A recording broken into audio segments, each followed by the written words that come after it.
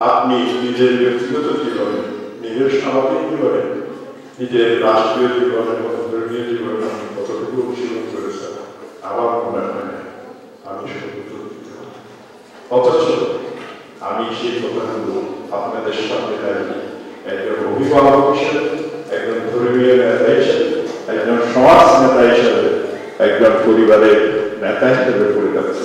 সেই কথা বলার অধিকার আমি রাখি কিনা নিজেকে প্রশ্ন করতে হযরত মুহাম্মদের একটি ঘটনা আছে। একটা বুড়ি তার ছেলেকে নিয়ে মোহাম্মদ কাছে গিয়েছিলেন, কারণ ছেলেটা মিষ্টি খায় বেশি, তিনি অ্যাফোর্ড করতে পারছেন। তো মোহাম্মদের কাছে গিয়ে বললেন যে আমার এই ছেলেটা অতিরিক্ত মিষ্টি খায়, তাকে বারণ করবো মিষ্টি ভালো না, মিষ্টি যেন না খায়। তখন হযরত মুহাম্মদ ওই মহিলাকে বললেন তুমি 1 মাস করে এসো। তিনি বললেন আমি 1 মাস করে আসতে পারবো, তাহলে 15 দিন করে এসো। তাহলে 1 সপ্তাহ করে তুমি 1 সপ্তাহ করে আমার এসে এখন হযরত মুহাম্মদ ছেলেটাকে বললেন তোমার মিষ্টি ভালো না, মিষ্টি খাওয়া ঠিক না, মিষ্টি ক্ষতিকর জিনিস। বুড়ি ওই হযরত মুহাম্মদকে জিজ্ঞাসা করেন বিদ্যার্থী যায় যে কথাটা তুমি আজকে বলেছো সেই কথাটা তুমি 1 মাস আগে কেন?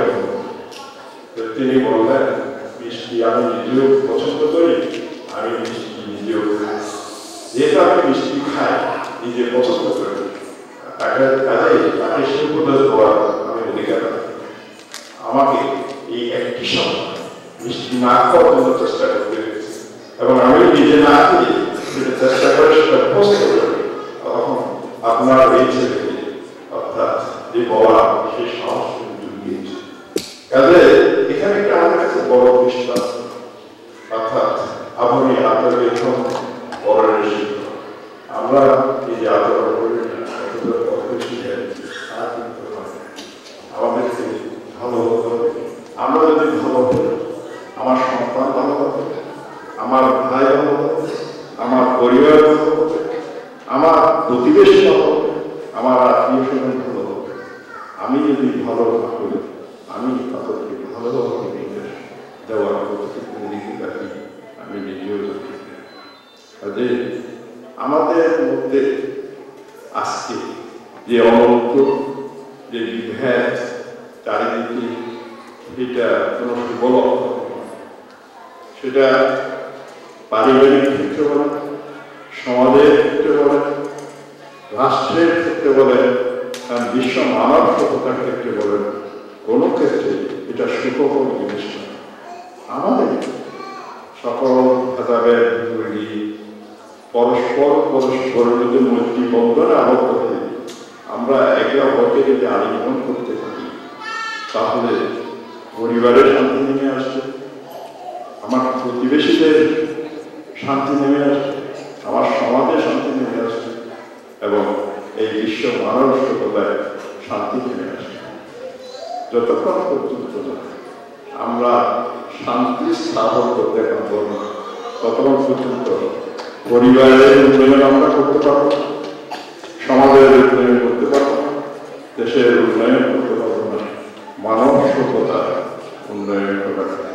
কাজে শান্তির পূর্ব শর্ত হচ্ছে প্রকৃত শিক্ষা। যে শিক্ষা থেকে একটি আদর্শ স্থাপন করা যায়, যে আদর্শের মাধ্যমে পারস্পরিক শ্রদ্ধাবোধ উৎপন্ন হবে, সেই পারস্পরিক শ্রদ্ধাবোধ দিয়ে আমাদের একতা আসবে, সেই একতার ভিতর দিয়ে আমরা শান্তি আনবো, সেই শান্তির ভিতর দিয়ে আমরা সমৃদ্ধি, আমরা পৃথিবীর উন্নয়ন, মানব সভ্যতার উন্নয়ন করতে পারব। কাজে আমাদেরকে সেই দিকে দৃষ্টি রাখতে হবে। আমরা যারা এখানে প্রবাসী আছি আমরা কিছু না কিছু মোটামুটি চলি, আমরা একটা ছাদের নিচে ঘুরতে আমাকে চিন্তা করতে হবে আমার দেশের লোকেরা অনেকেই অনাহারে আছে, অবুক্ত আছে, ছাদ নেই। যখন গ্রামে গঞ্জের চিত্রগুলো দেখি নিজের দিক থেকে এরা মানবের জীবনযাপন করছে, এরা কোন অপরাধ, তারাও তো আমার মতন মানুষ, তাদের তো আমার মতন বাতাবরণ আছে। আমি যদি এয়ার কন্ডিশনে নিতে থাকতে পারি, তারা ছাদে নিতে থাকতে পারবে না। এটা কি করে হবে? এটা তো মানসিকতার পরিবর্তন। অথচ এগুলি আমরা নিত্যই দেখতে পাচ্ছি। এখান থেকে উত্তরণের উপায় আমাদের প্রবাসী আমরা দ্বারা আমাদের সকলকে খুঁজে বের করতে হবে। আজকে দেশে যে চরম সম্পদ, ধর্মের নামে না কিছুই করলে দুর্বলের সবল দুর্বল করবে, এটা কোন ধরনের কথা? এটা একটা অমানবিক ব্যাপার। যে অমানবিক ঘটনাগুলো আমরা নিত্য দিন টেলিভিশনের পক্ষে দেখি, আমার দেখলে এই কারণ এই হচ্ছে আমরা যাচ্ছি কোন দিকে? আমরা কি আসলে আমি যদি মানুষ হয়ে থাকি, একটা মানুষকে গাড়িতে পেট্রোল দিয়ে দাঁড়াই, আমরা যদি মানুষ হয়ে থাকি, আমার সাথে আমার মাকে একটু সম্ভ্রমহানি করি, আমার নতুনটা বুক কেটে উঠি। আমরা এখান থেকে কি উত্তরণ হতে পারি না? আমরা পারি। আমাদেরকে চেষ্টা করতে হবে সকলকে মিলে, হিন্দু, মুসলমান, বৌদ্ধ, খ্রিস্টান, আমরা যারা আছি আমাদের সংস্কারে আমাদেরকে বলতে হবে, বন্ধ করতে হবে। আর পৃথিবীর প্রত্যেকটি মানুষ হাতার দিতে পারে। আমার দেশের যে গরিব মানুষদের যারা মানবত জীবন যাপন করছে, হিন্দু, মুসলমান, বৌদ্ধ, খ্রিস্টান, যাদের চেহারা নিত্যদিনে আমরা টেলিভিশনের পর্দায় দেখি, আমার সত্যি কাটে। আমি জানি না আমরা এই পথ থেকে আমি আশা করব যে ভবিষ্যতে আমাদের এখানে আপনারা যারা আছেন এই ব্যাপারে সকলে যদি ছোট ছোট কিছু কন্ট্রিবিউট করে, আপনার অবস্থা থেকে আপনার সীমাবদ্ধতার ভিতর দিয়ে আপনি যদি কাজ করেন, মনে হয় আমরা পরিবর্তন করতে পারি। আমি সেই আশা থাকি। পরিশেষে আজকে যারা এই সম্মাননার আয়োজন করেছে, আমি তাদেরকে ধন্যবাদ দিয়ে কাছে করবো না। তারা সকলেই আমার প্রিয় বান্ধব, তারা আমার নবশ। আপনাদের যারা এই অনুষ্ঠানের আয়োজন করে আমাকে কৃতজ্ঞতা ভাষায় ব্যক্ত করেছেন, তাদেরকে আমার বিনম্র শ্রদ্ধা এবং আমার বিনম্র আশীর্বাদ, শুভেচ্ছা এবং মৈত্রী জ্ঞাপন করছি। আপনারা আমার শ্রদ্ধা, প্রণাম, শুভেচ্ছা এবং আর যারা আজকে অনেক কথা আমার সম্পর্কে বলেছে, তারা আমাকে রেডি করেছে।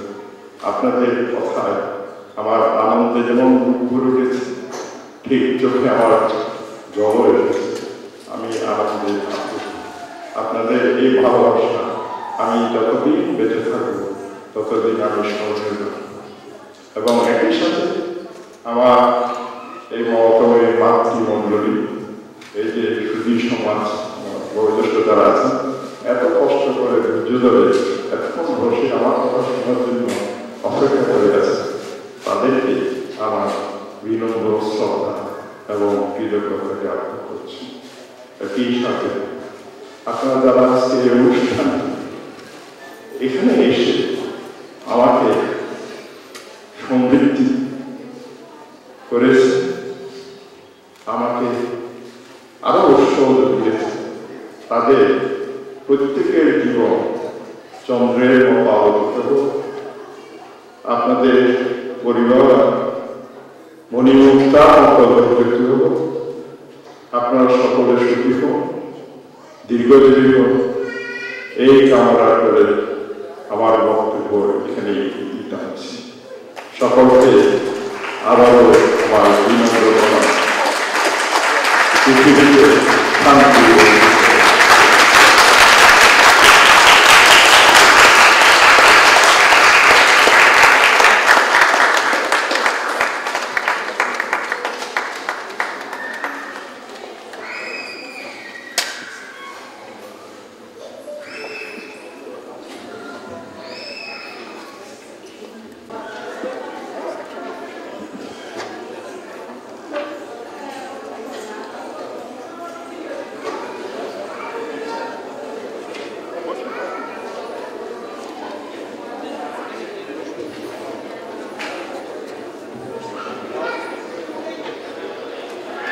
মন্ডলী, আপনাদের অসংখ্য ধন্যবাদ। আমাদের আজকের এই প্রতিষ্ঠানের আমরা প্রথম ভাগে এই সম্মাননা দিতে নিজেরা জ্ঞানের প্রাপ্য